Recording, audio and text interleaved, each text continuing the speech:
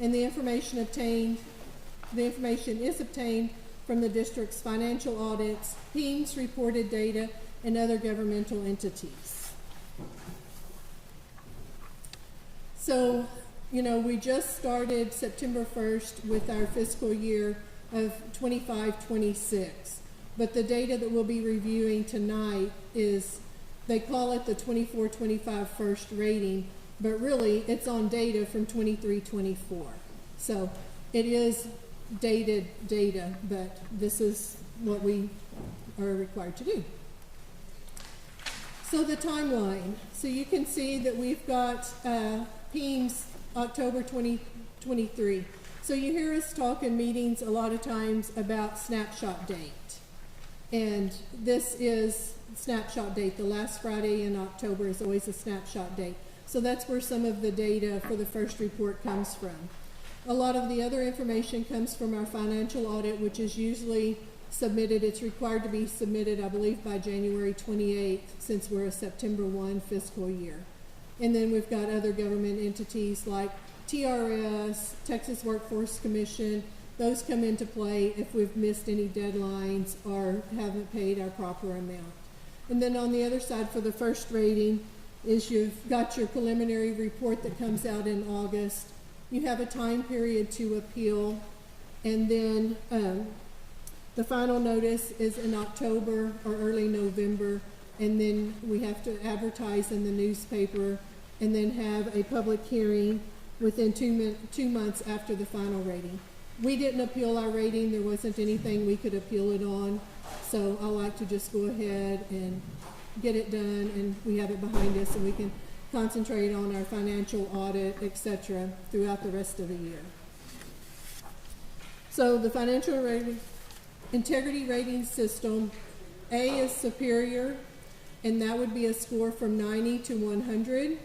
B is above standard, which would be a score from 80 to 89. A C is meet standards, which is a 70 to 79, and anything below a 70 would be a substandard. And the ratings were the same for both years, because we're also required to compare where we were with the previous rating. All right, so the district status. And you will see for 24-25, and again, that's on 23-24 data, is that we were a C, we meet standard achievement. We had a score of 74, and there were 21 indicators. Previous year, we were a C, we had a district score of 76, and we had the same 21 indicators. So I know these are a little bit hard to read, but if you do not, some of them are ceilings, some of them are you met it or you didn't, and some of them have just a score. So the first 5, you either make it or you don't. So if you don't complete your financial audit on time and you get a no, you've automatically flunked the first rating. Those are not very friendly. It's either you did or you didn't. So the first 5 we'll talk about because they are so significant that either you make it or you don't. So I know it's kind of little and hard to read, but number 1 was the complete annual financial and data submitted to TEA within 30 days of the November 27th or January 28th deadline, depending on the school district's fiscal year end date of June 30th or August 31st. We met that deadline. Number 2, was there an unmodified opinion in the AFR on the financial statement as a whole? We did get an unmodified opinion, which is the best opinion you could get. Number 3, was the school district in compliance with the payment terms of all debt agreements at fiscal year end? And again, we met all our obligations. Number 4, did the school district make timely payments to the teacher retirement system, Texas Workforce Commission, IRS, etc.? We met all obligations.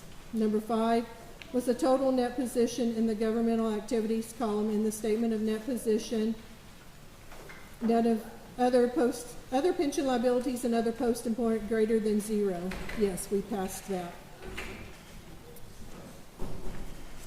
So the next slide, this is where we lost significant amount of points, and we'll talk about those. Number 6, we'll talk about too, was the average change in fund balance over 3 years less than 25% decrease? Or did the current year's assigned and unassigned fund balance exceed 75 days of operational expenditures? We did pass that. Okay, so number 7, we received 0 points out of the 10. Was the number of days of cash on hand and current investments in the general fund for the school district sufficient to cover operating expenditures? And we got 0 points. We had 29.93 days cash on hand. Number 8, was the measure of current assets to current liabilities ratio for the school district sufficient to cover short-term debt? We lost 4 points on that. The range for us, the range should have been a 2.5 to 2.0. The district was right about in the middle at 2.36. So we didn't lose all the points on that, but we did lose 4 points on that particular indicator. And number 9, did the school district's general fund revenue equal or exceed expenditures? If not, was the school district's number of days of cash on hand greater than or equal to 60 days? The 23-24, we did have a deficit budget at the end. We ended up, and like I said a while ago, we only have 29.93 days worth of cash on hand. So we did not receive any points for that indicator. So right there, that's 24 points out of the 100 that we automatically did not get due to our cash position. Indicator 10 is not scored. Indicator 11 talks about the ratio of long-term liabilities to total assets for the district sufficient to support long-term solvency. We did get 10 points on that. 12 was the debt per $100 of assessed property value ratio sufficient to support future debt repayments. We did earn the maximum 10 points on that. The next one was the school district's administrative cost ratio equal to or less than the threshold ratio. We lost 2 points on here. We lost 2 points because of 3 1/1000ths of a point. The range runs from 0.1151 to 0.1401, and the district was at 0.1183. So not a big point difference there. And on that indicator, they divide you up by enrollment and that. And I think our enrollment runs that we are classified in is from 1,000 to 4,999 is what the group that we are compared to in there. Number 14, did the school district not have a 15% decline in students to staff ratio over 3 years? We passed that score. It was not for 23-24, but when I say it was not scored for 23-24, that's really 22-23's data. Again, the data is a year behind. Keep that in mind. 15 was the school district's ADA within the allotted range of the district's biennial pupil projections submitted to TEA. If the district did not submit pupil projections to TEA, did it certify TEA's pupil projections? I know earlier in the year we spent a pretty good amount of time talking about pupil projections, but this is a place that it is important. 16, did the comparison of PEIMS data to like information in the school district's annual financial report result in a total variance of less than 3%? We passed that. Our variance is usually way less than even 1%. All right. I think I needed to go there. Okay. 17, did the external independent auditor report that the AFR was free of any instances of material weakness and internal controls? We passed that indicator. 18, did the external independent auditor indicate the AFR was free of any instances of material non-compliance for grants? We got 10 points out of 10 on that one. Number 19, did the school district post the required financial information on its website in accordance with government code? We received 5 points for that. Number 20, did the school board members discuss the district's property values at a board meeting within 120 days before the district's adopted its budget? We do that every year as well. Did the school district receive an adjusted repayment schedule for more than one fiscal year for an over allocation of financial school funds because of financial hardship? We passed that indicator.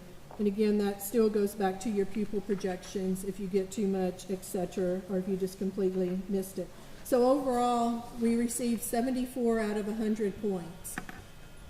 In the previous year, we had 76, so we had a score of 74.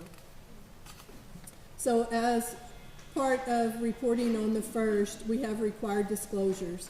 So if we do not have the superintendent's contract on our website, then I'm required to print it and distribute it. But it is on the website, and that is a link to the website for the superintendent's contract.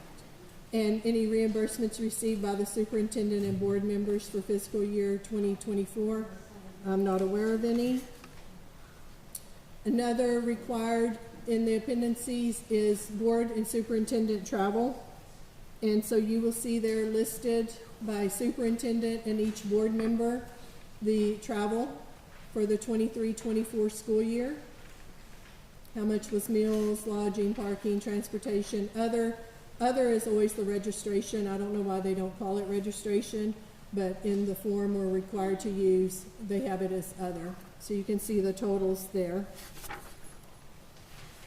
All right, as another one is outside compensation and or fees received by the superintendent for professional consulting and or other personal services.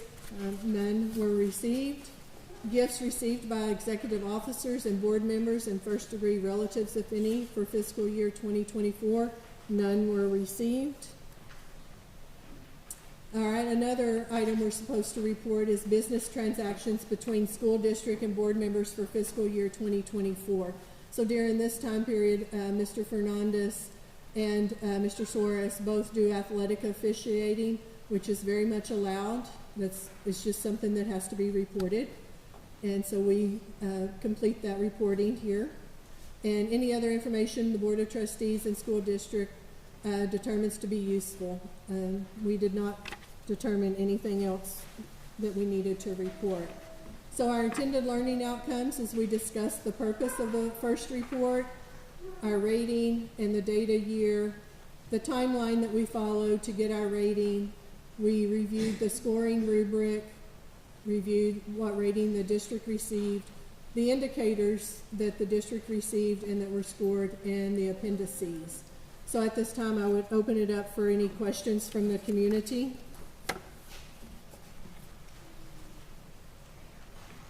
All right, none from the community. Board, do y'all have any questions? Do you know the amounts on the district one day?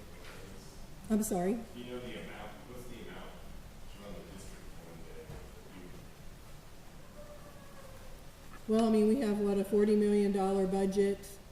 And, I mean, do you want to say we run the district over 100, the number of days the kids are there, or over 260 days? What do you want to consider? When you had 29 days, that's what we had. I was curious if you knew off the top of your head. Let me see what they determine.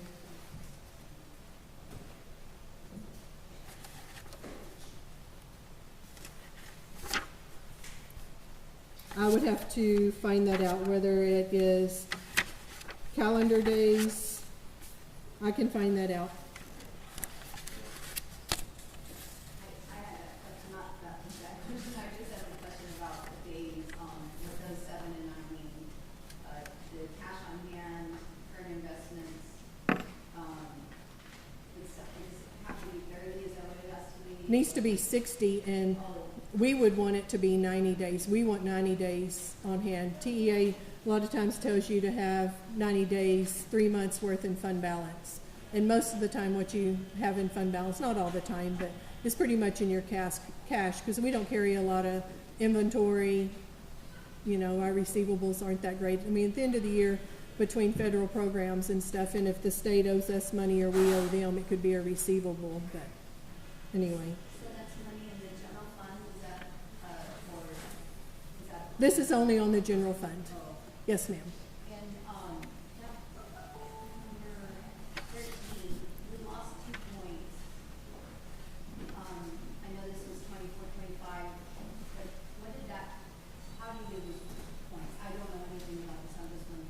Well, we missed meeting the administrative cost ratio by 3/1000ths of a point. So our expenditures were just a hair more than what they needed to be for that range. And those, that we have values of 5, are those the maximum 10, or are they all maximum 5? And number 15 and 19? 15 to 19, if we got 5 and it wasn't one that I put the maximum points, then they were worth 5. I marked the ones that we lost points on. And what the points, we could have received the points were. Yes, ma'am. You said the data is pulled from 23,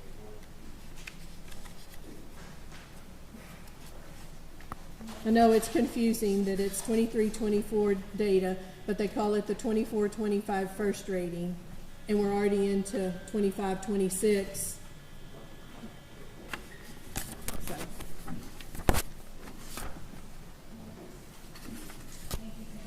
Yes, ma'am. Thank y'all.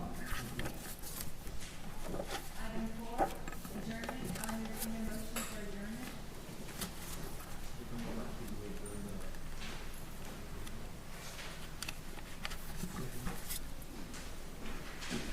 Motion made by trustee Flores, second by trustee Russo.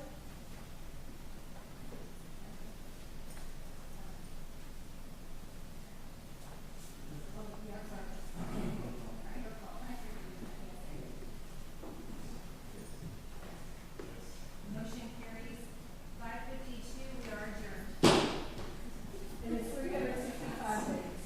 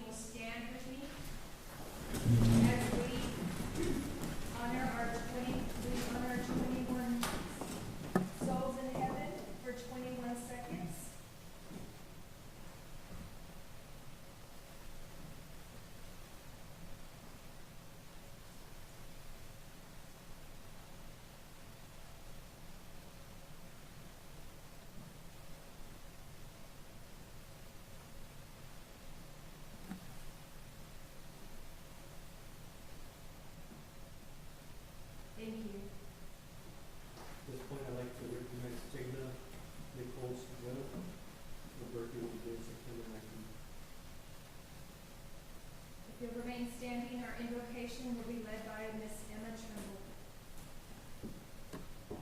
Let's bow before the Lord. Father God, we come before you again this evening, and again truly invoking and calling upon your presence, calling upon your Holy Spirit to move upon the hearts and minds of all that are here, God.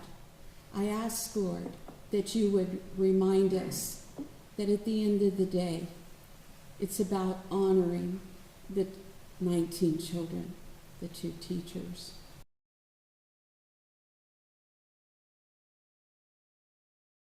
It's about us putting our best foot, our best heart forward to hear and to receive from you.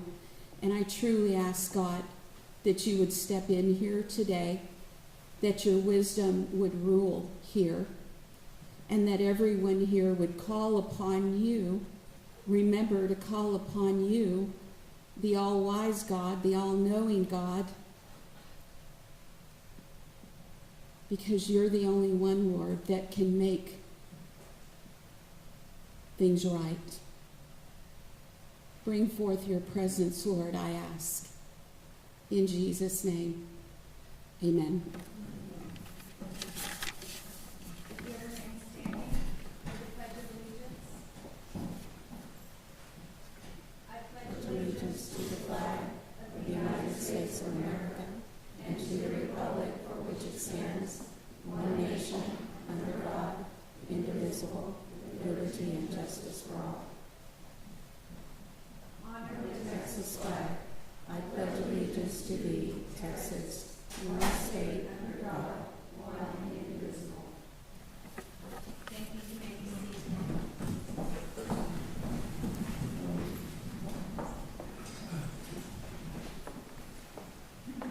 Agenda item number 2, open forum.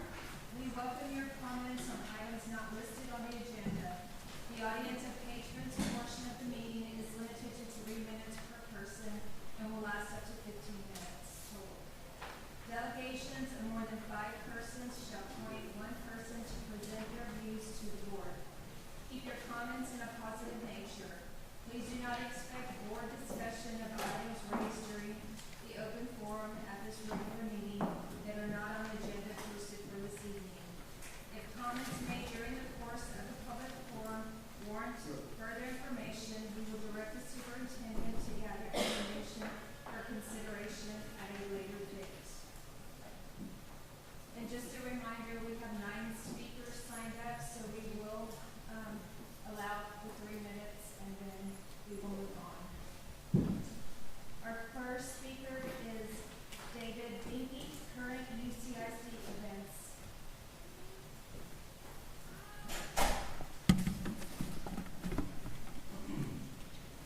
Can I get a 10-second timer?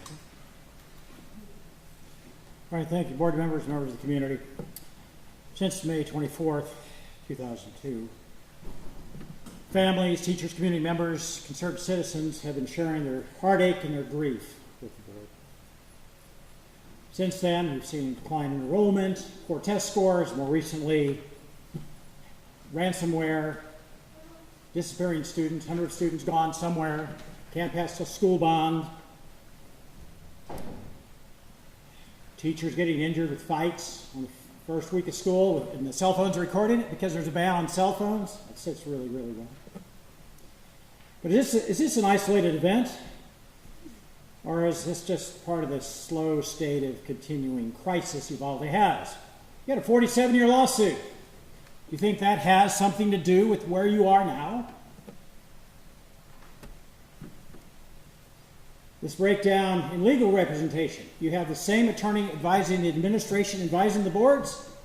Any competent district, you have one attorney for the board to keep you separate from the administration.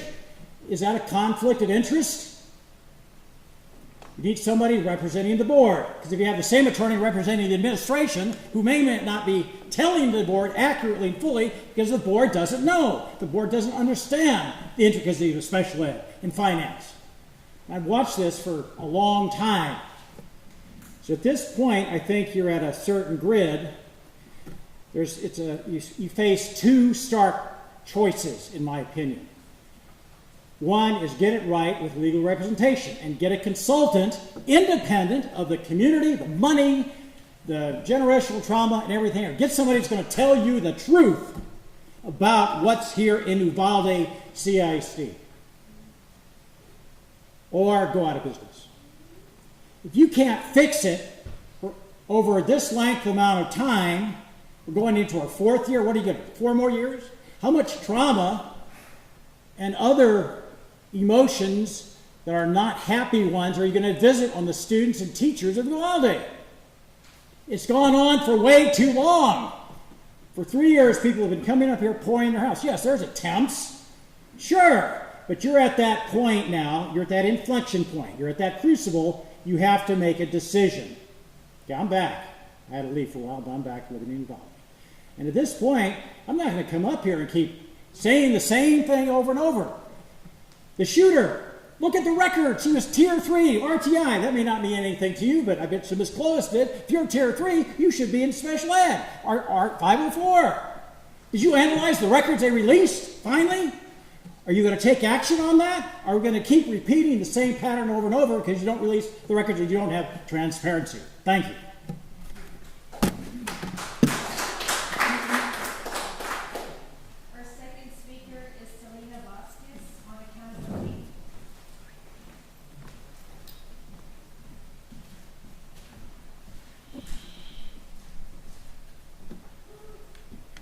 Hello.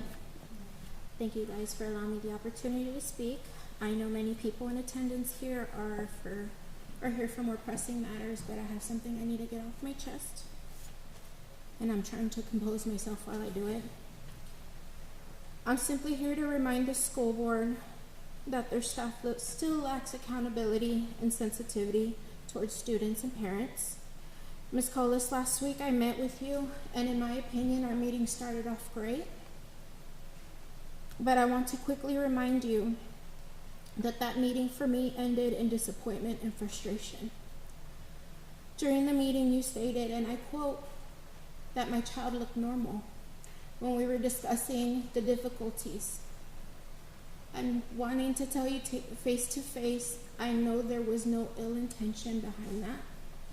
But I want you to understand, and for the school board to understand, what a slap in the face that is to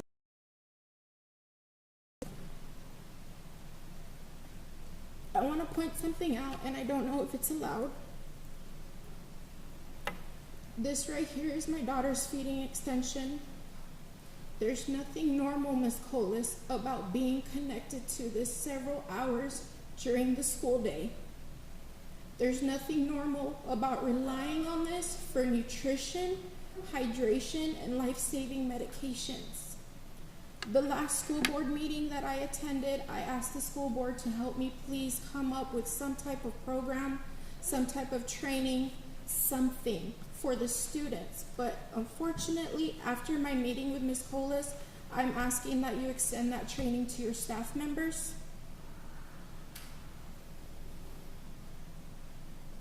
I want to end this by saying that it was my 6-year-old who reminded me, who's sitting back there, to show you some grace, Ms. Colas. She knows you didn't mean it. She told me that the best way to address this, instead of being mad, is to extend my offer again and volunteer my time to help you create some type of program where this could be addressed so this doesn't happen again. I know there's no guarantee. I know there's no promises you can make. But all I can keep doing is coming up here and expressing how much I need you guys to understand how important this is to my family and to other students like my child. And to remind you guys that not all disabilities are visible, so please be mindful of what you're stating, especially in front of a student. They remember those things and they take those things home with them. Thank you.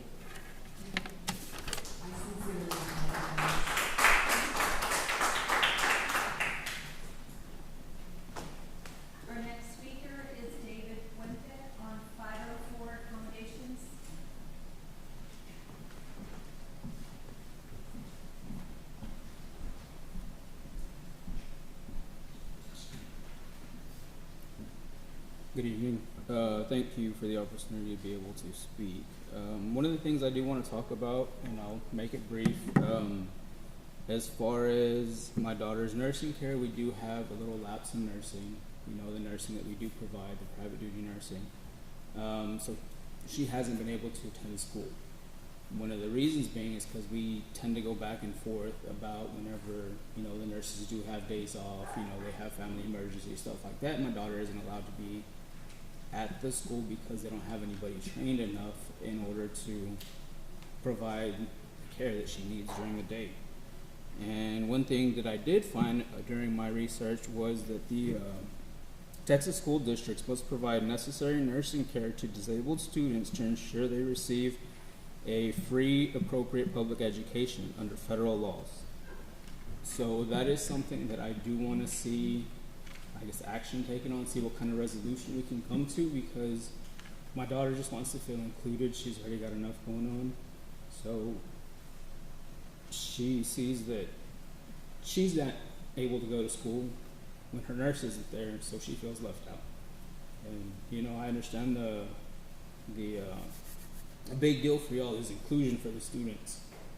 How is that inclusion when y'all don't have necessary nursing staff to be able to provide for any and every disabled child that's, you know, in any campus throughout the district? You know, and then one of the things I do hear frequently is we don't have the budget, we don't have the money, we don't have the manpower, you know, we don't have enough staff, we don't, you know, we're real short-handed, and it's kind of disappointing to me when I hear that on a regular basis, but then it's coming from the same district that, you know, is expecting to properly staff and maintain a new multi-million-dollar facility, but they don't have the money to be able to hire or train the nurses properly to have my daughter be able to, and other students, not just my daughter, but have all these other students be able to, you know, attend every day. And that's, you know, something that I do see the hope of resolution in. I didn't really get many answers from the school she attends, so I thought I'd come over here and speak with y'all about it and see what we can come to, and, you know, make it known that this is what's going on. Because I don't know if it's made it to you from the school. That's all I have, and appreciate it. Thank you.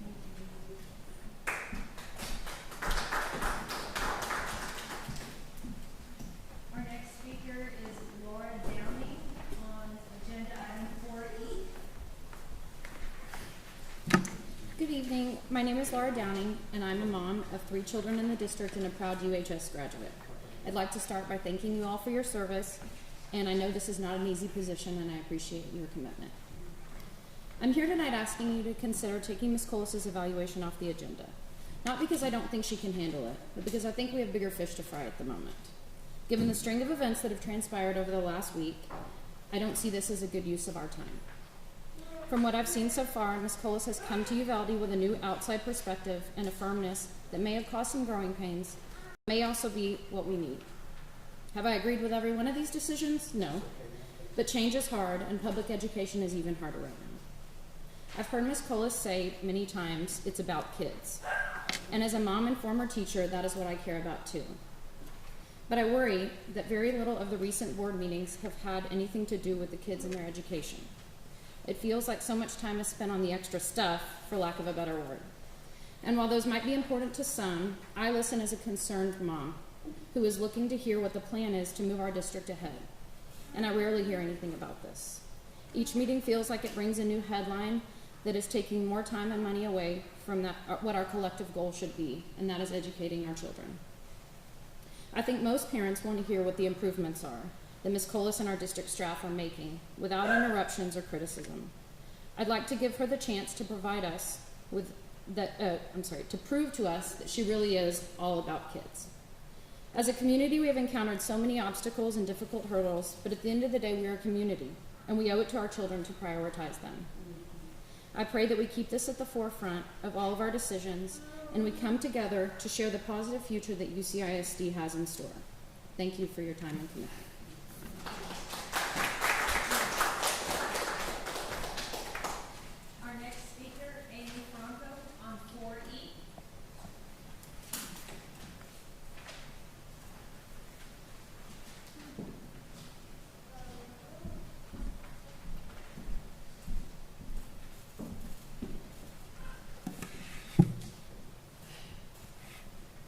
Good evening. I'm here to speak on the evaluation of Superintendent Ashley Colas. Let's be honest here.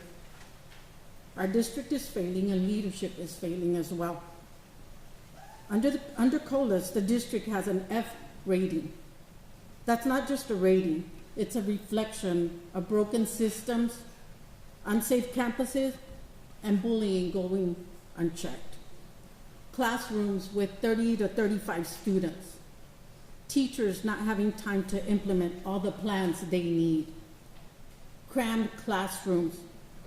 One teacher with 13 special ed students, 504 students.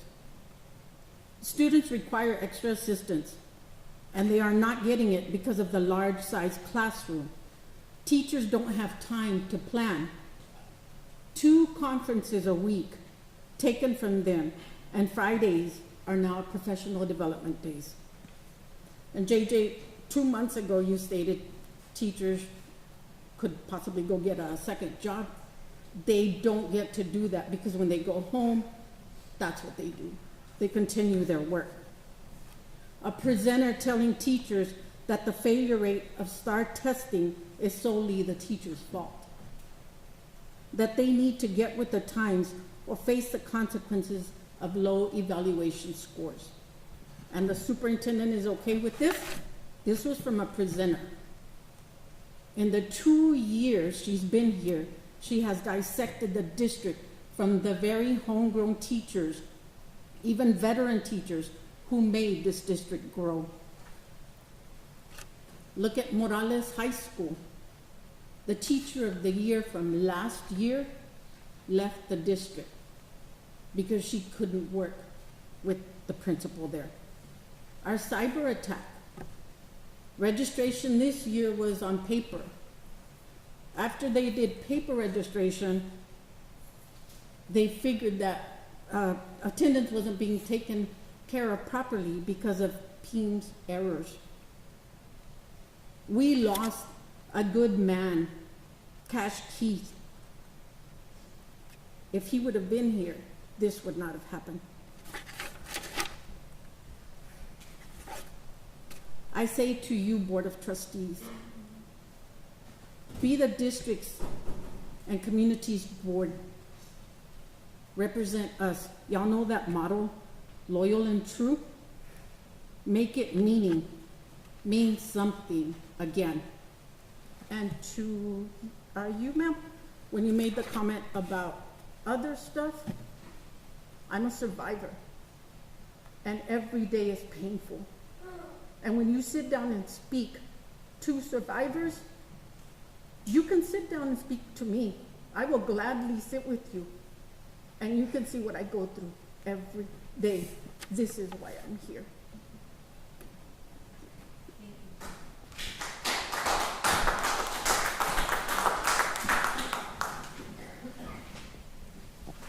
Our next speaker is Anson Bills on cybersecurity.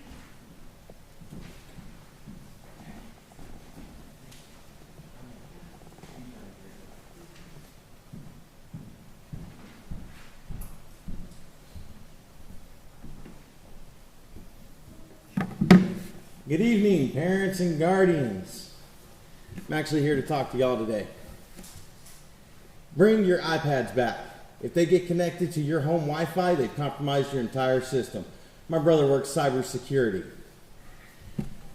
My sons have brought their iPads to present to this school board. Boys, can you please take those over there to the school board? They will not be attached to my Wi-Fi, as it will also not only are their social security numbers and birth certificates possibly compromised, but so is every other kid's. And as for the rumor that's going around, I think y'all need to address it. There's a rumor that I heard this morning that teachers were fired because of inappropriate comments about Charlie Kirk. All right, well, this isn't about Charlie Kirk. Simple thing is, if we can't respect the death of one person, what makes you think that we can honor the death of 21? We lost 2 teachers, 19 students, and 1 husband who died of a broken heart. Our community, we were supposed to come together because of that incident. We were supposed to be Uvalde strong. Where Uvalde divided. I want you parents to please start coming to these school board meetings. Come to city council. I know the commissioner's court is at 10 a.m. and it's very hard for a lot of people to make that. I understand that one. But we need to work together as a community to change that to where everybody can come. Our community is in dire need of restructuring. And so is the school district. I have been on the phone all weekend talking with several different people across the nation about this incident involving cybersecurity. This is ridiculous. This should have never happened. And on top of that, we have no school because our teachers can't teach without it. We're too dependent on technology. Instead of using it as a resource, we use it to do everything. We need to go back to paper. We need to work together, and we need to get rid of all this mess.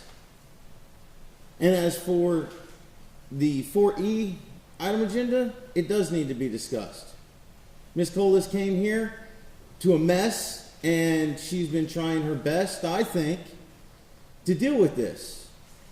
But maybe there's some things I don't know about. Thank you for your time.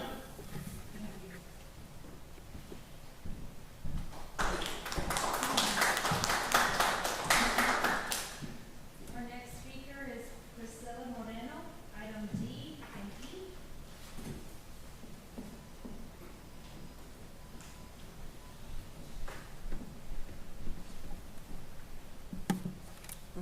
Thank you for letting me speak. The item that I wanted to speak was on 4D&E, regarding the Mireles consent decree. I wanted to ask, didn't we already make a decision on this? The last time you all told us that you were gonna make it right, you were gonna be, get legal to give you guys advice on what to do. We all suggested that the people that were already with their time on the board had expired, we asked you all to step down. So that one's the one of them that I wanted to ask. Why are we asking this again? I thought we already discussed this and made a decision on it. As far as Ms. Colas, the last meeting or a couple meetings back, I did ask if the board was going to be discussing her termination for insubordination, and we're back at it again. So that's what I wanted to know. Are we going to decide on something today? Okay. Thank you.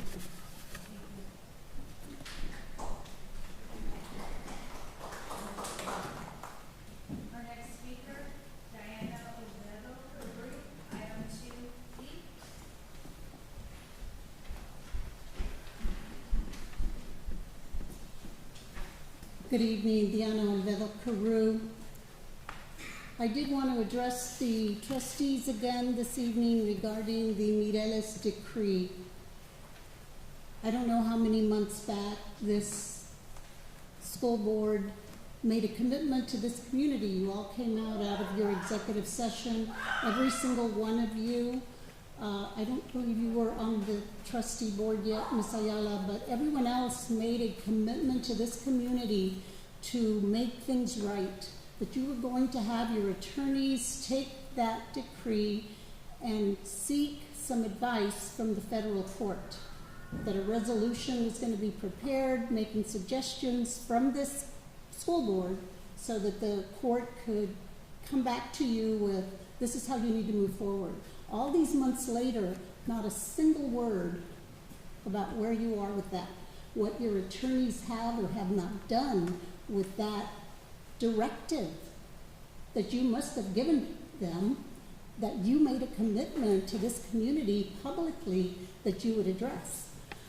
I received some information that was requested from the DOJ, public information, so it wasn't shared, inappropriately or without authority. And this, to my understanding, is going to be looked at to validate that you guys are okay.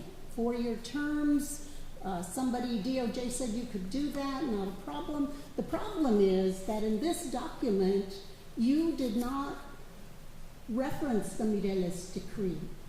Only the Morales decree was referenced. And in that decree, the court did say, you've done your time, we've observed you, you guys are good. You've pretty much done everything you were supposed to do regarding the segregation issue. But the Mireles decree came after. The Mireles decree gave you another directive. It said 3-year terms, staggered terms, and you could not veer from that decree until such a time as the court allowed you to. And so you're still under the Mireles decree, the requirements of that decree, and I fail to see why your attorneys and you as trustees elected to represent this community, Ms. Colas will do the work that the board directs her to do. Either you haven't told her to follow up and make sure that's getting done, or nothing is moved because this board has done nothing with this. I don't understand what the problem is with this board, why things do not get done. Lastly, I'll reference Slate Creek. Where are the appraisals? When are we going to look at selling properties? Thank you.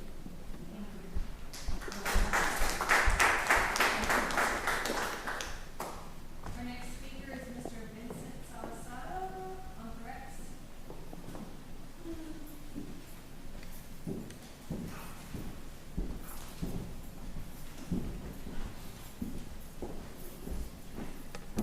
Hello, everybody. You all know me already. Been here for quite a long time, 3.5 years, maybe even more. Now, I just found out that our school board has been, somebody threatened our school board. Okay.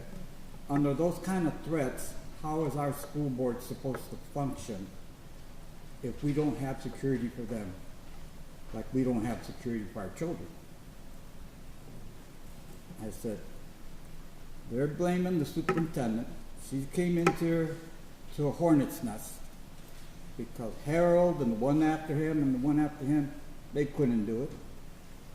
But put the blame on somebody new, it's easy, brush it off. But that's not right. None of these members here should be threatened about what's going on here. The ones that need to be accountable, like I said before, are not here. But you guys should not be held accountable for what happened that day.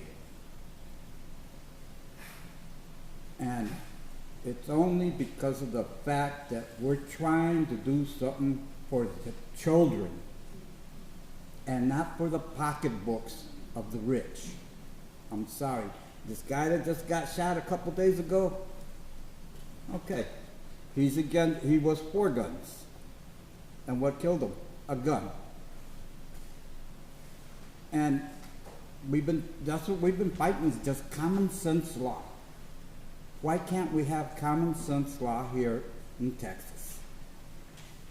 And if we can't, why can't we do it in Uvalde County? Somebody's got to start somewhere. I've been to some of the meetings where I've talked to the Speaker of the House. They're at the college with Tracy King. He says, well, my people from my district do not want to raise the age limit. Okay, so why did you come and talk to us? There was no reason to bring somebody else to put salt on our wounds. And mine is a very deep one when it comes to my granddaughter.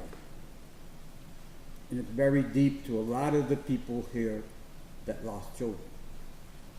Now, to me, I'm here, I don't need to be here no more, but I'm here because there are other children that are going to follow and they need to be protected. And it's up to our school board to do that. So, with that said, you guys, it's in your ball, in your court. Thank you.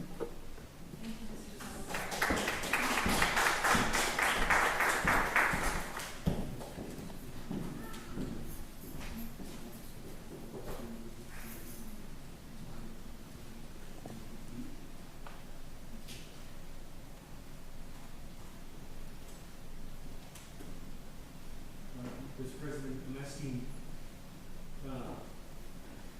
Selena Vasquez and David, with all the comments were great. But Selena Vasquez and David, I'm asking the superintendent to please make sure to follow up on it as we do and provide us with some sort of overview of how this thing is addressed this issue. And I apologize for not being in this situation. Until this issue. Item agenda number 3 is closed session. A closed session will be held under provisions of Texas Government Code Chapter 551, Sections 551.071, 551.074, and 551.076. 8. Consultation with attorneys and representative of Insurica Risk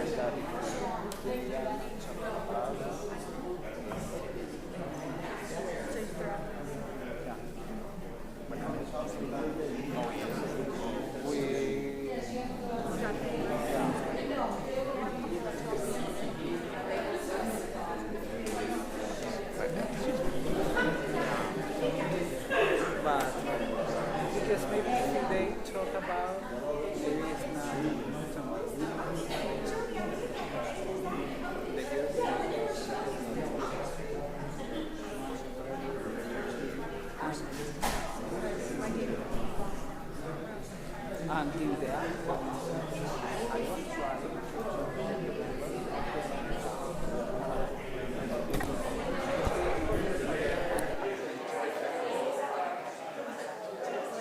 I think I want to talk about other topics, but if you forget, I can talk. I was visiting